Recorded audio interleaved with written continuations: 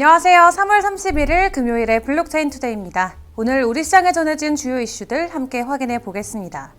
먼저 글로벌 주요 이슈부터 확인해 보시죠. 장펑자오 바이낸스 최고 경영자가 자신의 트위터를 통해 테라 리서치 포럼 네임드 유저 팬맨이 바이낸스 상장 내부자 의혹을 제기하기 전 이미 해당 두 개의 주소와 관련돼서 $200만 상당의 암호화폐를 동결했다고 밝혔습니다.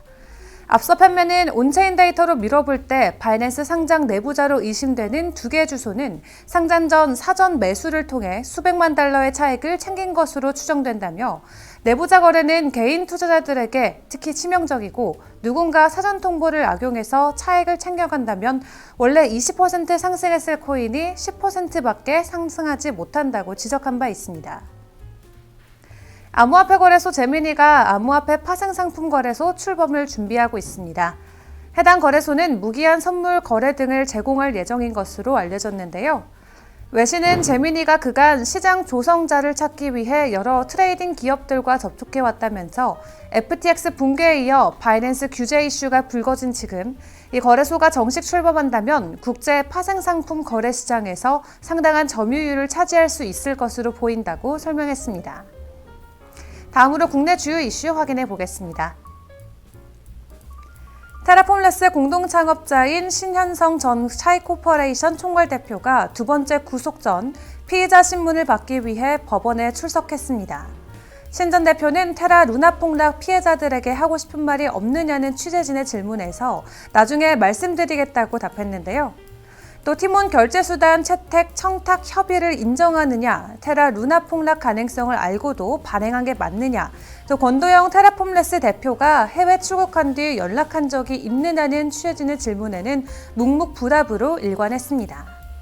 앞서 서울 남부지검 금융증권범죄합동수사단은 지난 27일 신 전 대표에 대해 자본시장법 위반, 특정 경제, 범죄 가중처벌 등에 관한 법률 위반, 또 전자금융거래법 위반과 특정금융정보법 위반, 배임증제, 업무상 배임 혐의를 적용해서 구속영장을 청구했습니다.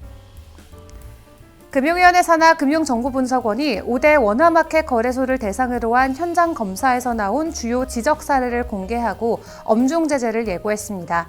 주요 사례를 살펴보면 암호화폐 거래소 한 고객은 만 94세 나이에도 주로 늦은 밤이나 새벽 시간에 30종 이상의 암호화폐를 거래했는데요. 해당 고객은 트래블루를 피하기 위해 99만 원 이하로 거래 금액을 분할해 충고했습니다. 하지만 암호화폐 거래소인 A사는 초고령자 등 차명 의심 고객을 제대로 확인하지 않은 것으로 조사됐는데요. 또 거래소 직원이 배우자 명의 계정으로 자신의 재직하는 거래소에서 암호화폐를 매매하는 등 내부 통제가 미흡한 모습도 적발됐다고 FIU는 설명했습니다. FIU는 5대 사업자에 대한 검사 후 제재심의위원회 심의를 거쳐 위반 사업자에 대한 기관 주의와 최대 5억 원 상당의 과태료, 임직원에 대한 견책 주의 등 조치를 부과했습니다. 이어서 규제 관련 소식들도 짚어보겠습니다. 게리 갠슬러 미국 증권거래위원회 위원장이 미국 하원 세출위원회 예산청문회 연설문을 통해 자본시장의 복잡성이 심화되고 있으며 암호화폐 산업에서 발생하는 위법 행위를 지속적으로 단속해야 할 필요가 있다며 $24억 추가 예산 편성을 요청한다고 말했습니다. 연설문에서 그는 금융시장의 급속한 기술 혁신은 신흥 기술과 신규 산업, 특히 암호화폐 산업에서 위법 행위를 초래했고 이러한 문제를 해결하려면 새로운 툴, 전문 지식 및 리소스가 추가적으로 필요한 상황이라고 전했는데요. 또 그는 SEC는 순찰 중인 경찰이다. 따라서 언제나 범법자들을 만날 가능성에 대비해야 한다며 이에 따른 추가 예산 편성은 타당하다고 생각한다고 강조했습니다.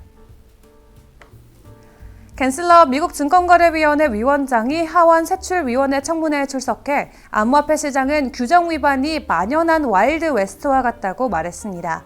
이어 암호화폐 시장은 투기를 부추기는 등 투자를 위험에 빠뜨리고 있다고 덧붙였는데요. 그러면서 그는 암호화폐 시장 문제를 검토하는 데 있어서 SEC의 인력이 부족한 상황이라며 현재 해당 분야 인력을 늘렸지만 계속해서 증가하는 규정 위반 문제를 해결하기 위해 더 많은 자원을 투입해야 된다고 강조했습니다. 오늘 시장에 전해진 주요 소식들 함께 확인해봤습니다. 시청해주셔서 감사합니다.